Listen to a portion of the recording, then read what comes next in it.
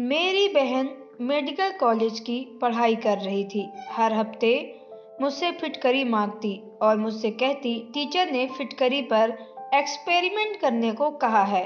वह करती। एक दिन पड़ोसी की लड़की को, जो मेरी बहन की क्लास में पढ़ती थी, मुझे कान से कहने लगी, दीदी, एक रात अपनी बहन के कमरे में सोना, एक राज का पता चलेगा। असली रात में छुपकर अपनी बहन के बेड के नीचे लेट गई। अगले ही दिन एक पल मेरी जान निकल गई, जब मेरी बहन ने वह फिटकरी हम लोग के, एक मिडिल क्लास के, लेकिन हमारे माँ बाप बच्चों को अच्छी पढ़ाई पढ़ाना चाहते थे। हम अपने माँ बाप की दो बहनें थे और कोई भाई नहीं था। मैंने अपनी ग्रेजुएशन पूरी कर ली थी और मैंने आर्ट्स लिया था। अब हमारे घर में मैं सिलाई करती थी, क्योंकि मैं अपने माँ बाप का हाथ बटाना चाहती थी। मेरी बहन बहुत इंटेलिजेंट थी। उसने माँ बाप से बोला कि मुझे आगे पढ़ना है और मैं डॉक्टर बनना चाहती हूँ। फिर बस क्या था, हम तीनों उसके सपना पूरा करने में लग गए। जिस तरह माँ बाप को शौक था कि हमारी बेटी डॉक्टर बन जाए, उसी तरह मेरी छोटी बहन का भी दिल की ख्वाहिश थी कि उसके लिए वह बचपन से ही दिन रात एक करके मेहनत कर रही थी। वह बहुत दिल लगाकर पढ़ती थी। हमारा टूटा फूटा 2 कमरों का कच्चा मकान था। एक कमरे में हम दोनों मम्मी पापा रहते थे। हमारे कमरे में सारी रात लाइट जलती रहती थी। हमारा ख्याल था कि उसकी पढ़ाई इतनी थी कि सारा रात भर जागना भी पड़ता, और अपनी बहन को इस तरह मेहनत करते देखकर हमें उस पर बहुत फक्र भी होता था कि जैसे तैसे करके मेरी शादी तो कर दी। और मेरी बहन को खूब पढ़ाना चाहते थे, क्योंकि वह पढ़ने में बहुत दिल लगाकर पढ़ती थी। अपनी बेटी पर भरोसा करते हुए उसे अकेले कॉलेज आने जाने की इजाज़त भी दे रखी थी, इसलिए लोगों की बात भी फिर हमें सहनी पड़ती थी। और ये सब बातें सबसे पहले मेरे सास ससुर थी, लेकिन मुझे और मेरे पति को किसी भी बात का कोई परवाह नहीं था। जब दूसरे लोग हमारी मर्जी की परवाह नहीं है और हम से पूछकर अपनी जिंदगी और अपनी औलाद के बारे में फैसले नहीं करते हैं, तो फिर हमें क्या पड़ी है कि हम लोगों की बातों में आकर अपना अपना इतना सहगना मेहनती और कविता काबिल बेटी को घरारी में कैद करके बिठा देने। आखिर लोग बातें कब तक करेंगे? आखिरकार थक हार कर एक न एक दिन चुप होकर बैठ ही जाएंगे, और जब हमारी बेटी डॉक्टर बन जाएगी, तब यही लोग फक्र से कहेंगे फिरेंगे कि हमारी पोती है जो डॉक्टर बनी है। मेरे देवर देवरानी कहेंगे वाली एक काबिल डॉक्टर है, और सास ससुर भी फक्र से कहेंगे भगवान का सब आशीर्वाद है कि उनकी पोती एक डॉक्टर। और जब भी हम बेटी की मेडिकल की पढ़ाई का खर्चा, लोगों की बात बर्दाश्त करते हैं, थक जाते हैं, ये छोटी छोटी बातें एक दूसरे को करते हैं, अपने दिल की बात का हल्का अपने आप को खुशियाँ दिया करते थे। दोनों पति पत्नी एक दूसरे के सुख दुख में बांटते थे, एक दूसरा का हौसला बढ़ाते थे, और हम तोड़ती हुई उम्मीद को फिर से सहारा लेकर जवान करते थे। आखिर हमारी दुआएं और हमारी बेटी की मेहनत रंग लाई थी, और एसएससी के बाद मेडिकल कॉलेज में उसका सिलेक्शन हो गया था। उस रोज हमने पूरे मोहल्ले में जलेबियां बांटी थी। अब 4 साल की अब और पढ़ाई थी, लेकिन समस्या एक था, मेडिकल कॉलेज दिल्ली शहर में था और हम गाजियाबाद में रहते थे, और रोज रोज यह बस और रिक्शा का इतना ज़्यादा किराया नहीं दे सकते थे। एक बहुत बड़ी परेशानी की बात थी। आखिरकार बहुत ज़्यादा सोच लिया था कि आखिर करना क्या है। अपनी बेटी के टीचरों के राय मशवरा में यह हल निकल आया कि हमारी बेटी मेडिकल कॉलेज में हॉस्टल में रहेगी और हर हफ्ते की छुट्टी पर घर आ जाया करेगी, और इस तरह रोज रोज के कॉलेज आने जाने की समस्या भी हल हो जाएगा। मेरी बेटी अपनी पढ़ाई पर भी पूरा ध्यान दे सकेगी। आखिरकार 4 साल की तो बात है, बस फैसला हो गया और मेरी बेटी हॉस्टल में रहकर पढ़ने लगी, और हर हफ्ते की शाम को हॉस्टल में घर आ जाती, और इतवार का दिन घर पर पूरा वक्त गुजारने के बाद सोमवार की सुबह फिर से वापस चली जाती थी। इस तरह से मेरी बेटी का मनोबल बढ़ता रहा।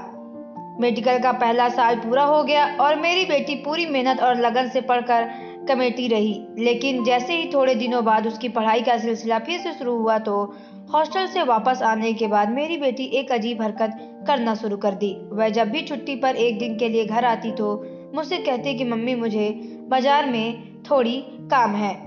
मैं सोचती कि उसे फिटकरी से क्या करना होगा। हर बार यही कहती कि टीचर ने फिटकरी पर एक एक्सपेरिमेंट को कहा है, मुझे वही एक्सपेरिमेंट करना है। मैं अपनी बेटी की यह बात मान लेती और वही फिटकरी लाकर देती।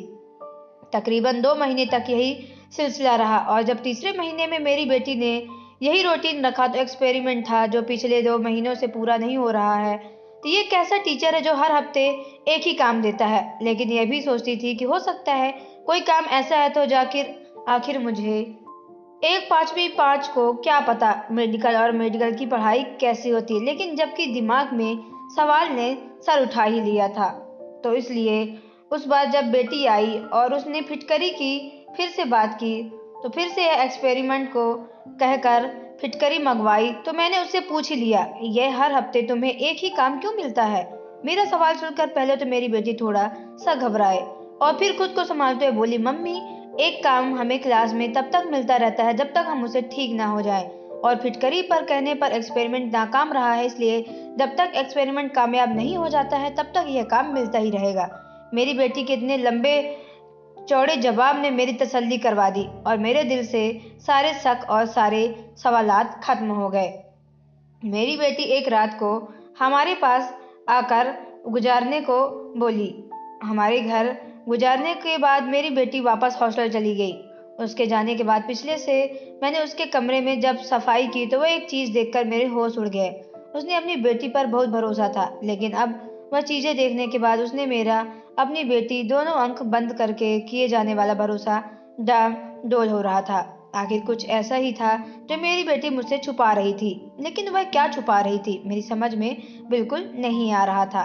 फिर यह सवाल ही पैदा हुआ था कि आखिर जो कुछ भी था उसे छुपाना क्यों पड़ रहा है। मेरा दिल तरह तरह बहन और शक का शिकार हो रहा था और मुझे बहुत ही बड़े ख्याल सता रहे थे। मन मन अपना वहाँ कहाँ काम छोड़ रहा था। अपनी बेटी के कमरे में वह चीज उठाकर बाहर निकाल आई और सोचने लगी कि वह हकीकत का पता कैसे लगाए। बेटी से तो पूछ नहीं सकती क्योंकि वह कभी कोई सच नहीं बताती। फिर दूसरा कौन सा रास्ता था जहां मुझे ऐसे सच मालूम होता, मेरे दिल में एक तसल्ली मिल जाए, मेरे सारे वहम दूर हो जाएं, मेरा ख्याल भी दूर हो जाए और मैं खुश हो जाऊं। वाकई मुझे यहाँ से हकीकत मालूम हो सकती है। फौरन मैं उठी और अपनी दुपट्टा लिया और घर से बाहर निकल आई और जहाँ जा रही थी वह रोड था जहाँ पर एक लाइन में बड़े बड़े प्यारे प्यारे पक्के घर से बने हुए थे। उनमें से एक काले रंग के दरवाजे पर जा पहुंची। दरवाजा नोकिया और अंदर चली गई। एक बहुत अमीर फैमिली थी जिनके घर में काम करती थी और वह काफी पढ़े लिखे लोग थे। उन्हें साहब की एक बेटी जो मेरे ही बेटी के हम उम्र में थी और वह भी डॉक्टर बन रही थी और उसे मेडिकल कॉलेज में पढ़ती थी जब मेरी बेटी पढ़ रही थी। लेकिन ये हॉस्टल में नहीं रहती है बल्कि रोजाना अपनी गाड़ी से अपना खुद आ चली जाती है, क्योंकि उनके घर में अपनी बेटी से मिली। मुझे देखते ही उसने पहचान लिया। थोड़े दिन ही पहले बेटी का कुछ किताबों से असली बदली हुई थी, तभी उसे मालूम हुआ कि मेरी बेटी के साथ वह भी पढ़ती है। उसने मुझे बताया कि मेरी बहुत बारीकी से बात सुनी है और उसने जैसे ही मेरी बात पूरी हुई तो उसने परेशान हो गई। मैंने उसे अपने हाथ से पकड़ी हुई फिटकरी भी दिखाई जो मुझे मेरी बेटी के कमरे से मिली थी।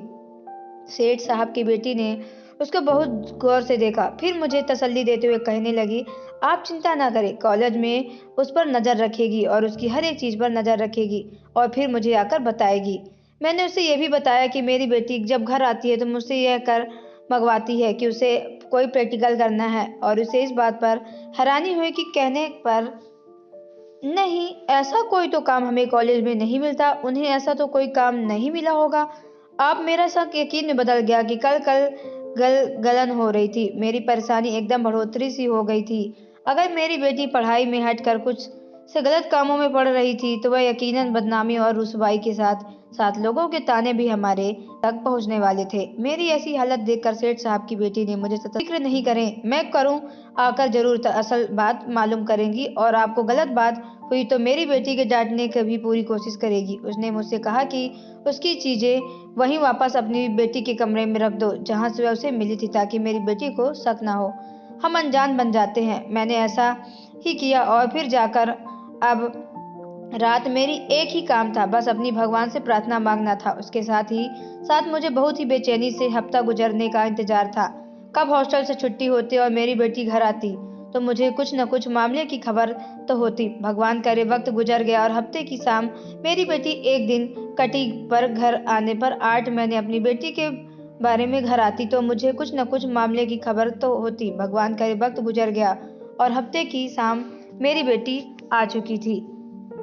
मैंने अपनी बेटी का सिर से पैर तक निहारा, लेकिन मुझे किसी भी वजह से कोई रखती थी का सिर से पैर तक निहारा, लेकिन कोई भी मुझे किस्म की कोई भी बदलाव उसके अंदर नजर नहीं आया। वह बिल्कुल पहले जैसी थी, जैसे उसका रवैया भी बिल्कुल पहले जैसा ही था। कुछ भी ऐसा नहीं था जो मुझे बहम और डालता। लेकिन मैं क्या करती थी कि जब से बेटी से कमरे वह चीज मिली थी, मेरे दिल में शक का वहम पैदा हो गया था। बेटी ने फिर से कहकर फिटकरी मंगवाई कि उसे कोई एक्सपेरिमेंट करना है। मैंने कुछ भी बताए बगैर उसे फिटकरी लाकर दे दी और खुद में चुप से सेठ साहब की बेटी का करीब सेठ साहब की बेटी हमारे घर आई। तब हमारी बेटी तो सो रही थी। उसने मुझसे कहा कि मुझे मेरी बेटी के जागने तक जरूरत नहीं है। वह मेरे पास बैठ गई और जाने से बताया, वह मरकर जगाने की जरूरत नहीं है। वह मेरे पास बैठ गई और कुछ उसने मुझे बताया। उसे सुनकर मेरे रोंगटे खड़े हो गए। मैंने अपनी बेटी की ऐसी परवरिश और ऐसा शिक्षा तो बिल्कुल भी नहीं किया था कि फिर वह उस रास्ते पे कैसे चल पड़ी थी। मैं हैरान परेशान सी सोच में गुम थी, लेकिन अब तो पानी सर से ऊपर जा चुका था। मेरी बेटी जिस रास्ते पे चल पड़ी थी वह दुनिया में बदनामी और जिल्लत का रास्ता था। मैं अपना सर पकड़कर बैठ कर गई। उस परेशानी का और कोई हल नहीं था। शेरमानन की बेटी ने मुझे तसल्ली दी और मेरे काम ने बोली, आंटी आप इस तरह परेशान नहीं हो, बल्कि इस परेशानी का समाधान सोचे और ऐसा करें कि एक रात छुप कर अपनी बेटी के कमरे में सोए और देखें कि वह रात में क्या करती है। मैंने सेठ साहब की बेटी की बात मान ली और उसके पास सोने के लिए मैंने अपनी बड़ी बेटी को उसके कमरे में सोने के लिए भेजा। जब मेरी बेटी उसकी बात बताई तो मेरे पैरों में तले जमीन निकल गई कि वो पिछले एक जाने को भगवान से प्रार्थना कर रही थी। कुछ भी उसे सेठ साहब की बेटी ने बताया कि सब झूठ है। वह उसे अपनी आंखों में कोई ऐसा रास्ता नहीं दिखाई दी जो उन बातों को सच साबित करे। लेकिन अफसोस कि मेरे भगवान ने कोई भी प्रार्थना पूरी नहीं की और जानलेवा सच्चाई मेरी नजरों के सामने साबित हो गई। जो सेठ साहब की बेटी ने कहा था वह मुझे कोई रास्ता मिल जाएगा, कुछ ऐसा कह के उल्टा मेरी पहली की समझ को बूझ में खत्म सी हो गई। लेकिन यह बात भी सही थी, ठीक थी कि मेरे पति इस बारे में कुछ नहीं मालूम था। एक बात तो मैंने जान ही ली थी कि मेरी बेटी कभी डॉक्टर नहीं बन सकती थी, लेकिन जिस बदलाव में वह गिरती जा रही थी शायद उसे निकल सकती थी। मैंने फैसला किया कि मैं अपने पति को इस बारे में सब मामले में छुपाकर नहीं रखूंगी और सेठ साहब की बेटी से विनती करके ये सब करूंगी मेरे साथ उसकी सच्चाई ढूंढने में मेरी मदद करे और मुझे सच्चे अवगत कराए। इस तरह अब मेरी बेटी इस बदलाव में निकलने के मेरी मदद में अगले दिन में फिर से सेठ साहब के घर गई और मैंने रोते हुए सेठ साहब की बेटी से विनती की कि मेरी मदद करे ताकि मैं अपनी बेटी की को बचा सकूं। यह एक समझदार लड़की थी। वह जानती थी कि जिस दलदल में मेरी बेटी फंस गई है, अगर वहां से निकल जाना तो वह उसकी मौत भी हो सकती है और वह मेडिकल कॉलेज में पढ़ने वाली बेटी जैसी कोई लड़कियां उस दलदल में फंस चुकी है। मेरे इसके लिए अकेले में यह सब कर पाना मुमकिन नहीं था कि उनकी मदद की जाए, उन्हें उस बदलाव से निकाला जाए और उसे सही और गलत का तमीज दिखाई जाए। इसलिए हमारे पास एक ही रास्ता था। उस समय हमें एक बड़े और समझदार इंसान की जरूरत थी जो हमारे सामने उस वक्त सेठ साहब के अलावा कोई नहीं था। इसलिए मैंने और सेठ साहब की बेटी ने हिम्मत करके उस सेठ साहब ने बात करने का फैसला किया और उसके पास जाकर ए टू जेड बात बता दी। पहले मेरी बात सुनकर वह थोड़ा गुस्सा हुए और मुझे डर सा लगने लगा कहीं सेठ साहब हमें मदद करने के लिए मना ना कर दे। लेकिन मेरी किस्मत अच्छी थी कि सेठ साहब ने दिल में भी भगवान का डर था, इसलिए वह मदद करने के लिए तैयार हो गए। मामला थोड़ा गंभीर था। वह बहुत से घरों की इज्जत उससे जुड़ी हुई थी, इसलिए इस मामले में जल्दी खामोशी से ही करना था। इसलिए सेठ साहब सबसे पहले अपने जानने वाले पुलिस के आला अधिकारी को फोन किया और उन्हें सारी बात बताने पर अपने सारे मामले में तसलीम की जांच करने की अपील। पुलिस वाला इस मामले में जांच करने के लिए तैयार हो गया। उसने सारे मामले की तह तक की कार्यवाही की और नतीजे पर रोंगटे खड़े कर देने वाले थे।